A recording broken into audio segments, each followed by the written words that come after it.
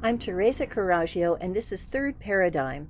In this episode, I'm going to be responding to Russell's interview of Jonathan Haidt called Understanding Our Divided Realities, and also with Darren Brown, looking at truth and illusion. My perspective is going to be there's only one deadly sin, and I use sin as an acronym for seeing inferiority. So I'm going to look at things from that perspective, and let's get started. My daughter Cassandra has a very provocative question. She asked, what's your go-to deadly sin? In her case, she says that sloth trumps gluttony because even if she's really hungry, she's too lazy to get out of bed and fix something. In my case, I think it's envy. Usually around, why does that person have an audience and why don't I? One person who's helped me really come to terms with that feeling, who really deserves her audience, is Natalie Wynn, who does ContraPoints. ContraPoints has been a source of great conversations between Cassandra and I, who introduced me to it. In this latest episode, she looks at envy. And she makes a distinction between jealousy and envy, where she says jealousy is feeling that someone else has something that rightfully belongs to you, whereas envy feels if I can't have it, no one should. I think there's also a relationship between envy and Schadenfreude, the German word for taking pleasure in someone else's misery. And envy, as Natalie defines it, is being miserable about someone else's joy.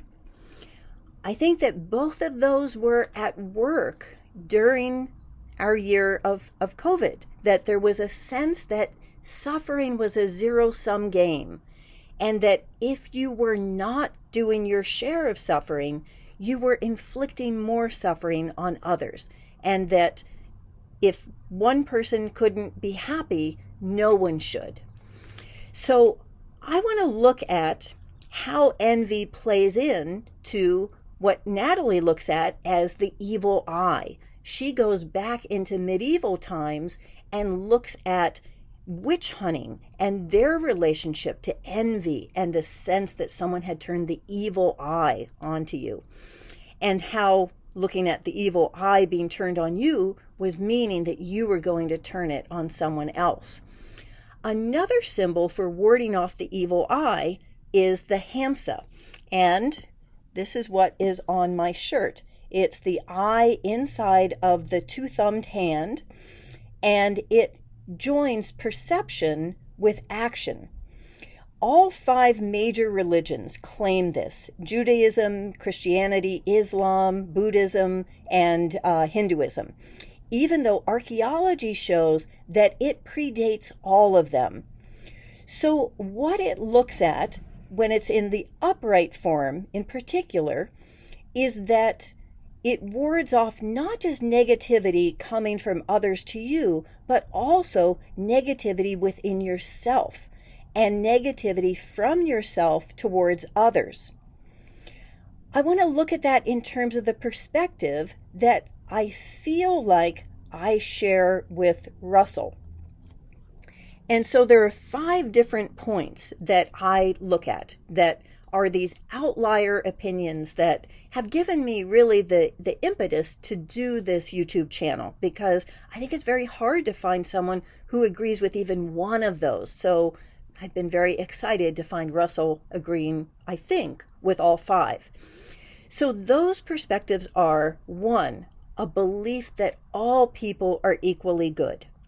Second, following from that when people behave badly, systems are to blame. Third, that systems can be changed. As David Graeber says, we made them. We can make them differently. Fourth, that all communities are equally capable of self-governance, which also follows from the concept that all people are equally good.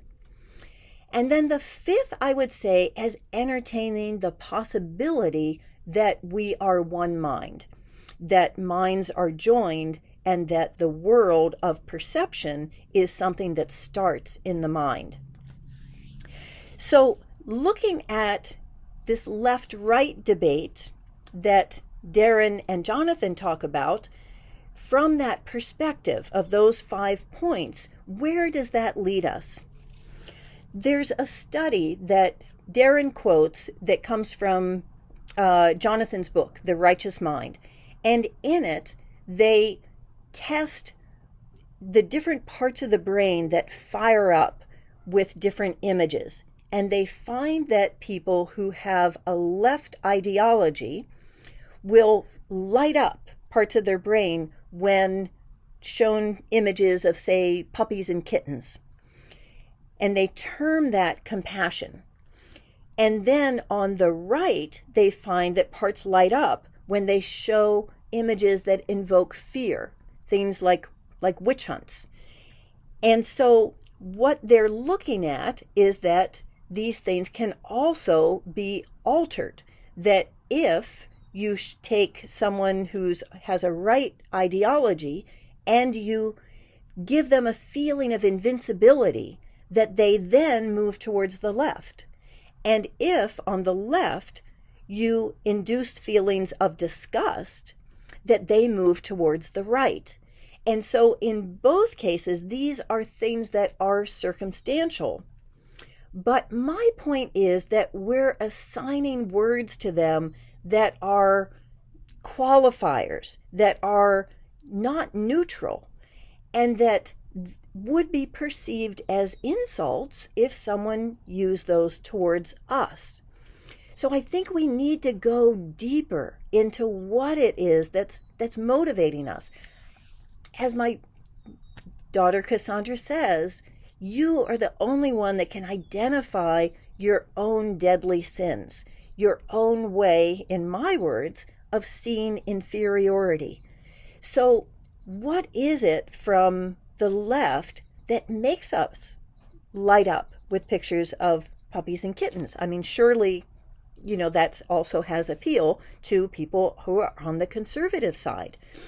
I think there's a way in which we are both trying to care for each other, trying to care for the people who have been entrusted to us, and trying to care for the larger world, but that both of those are things that are good and that are healthy, and that maybe we need to have that sense of invulnerability, at least in terms of feeling secure, feeling safe, along with maybe not feeling so much guilt.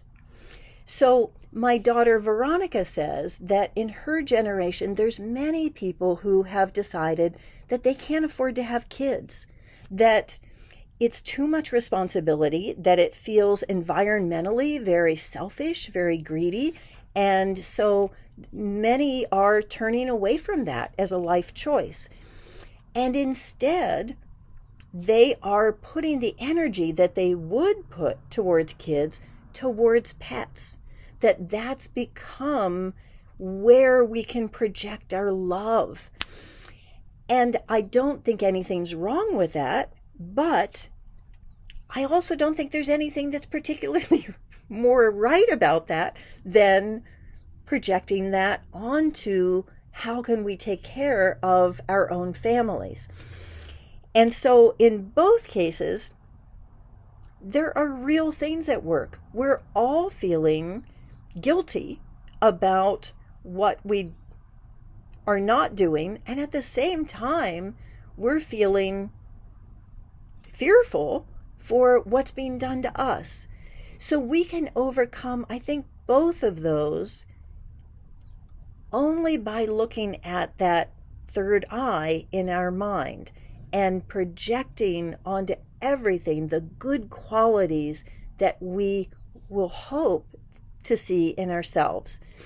So my hope is that, as Jonathan quotes from William Gibson, that the matrix is our consensual hallucination, that we can improve this hallucination and make it one in which we can bring all of that love and safety and security and ward off the envy and the evil eye in order to make this into a wonderful hallucination for all of us in which we all live long and prosper. Thank you. If you're intrigued and would like to go deeper into these ideas, here's another video on a related theme. And if you'd like to delve into this entire area, here's a playlist. Thank you, and I would love it if you would subscribe.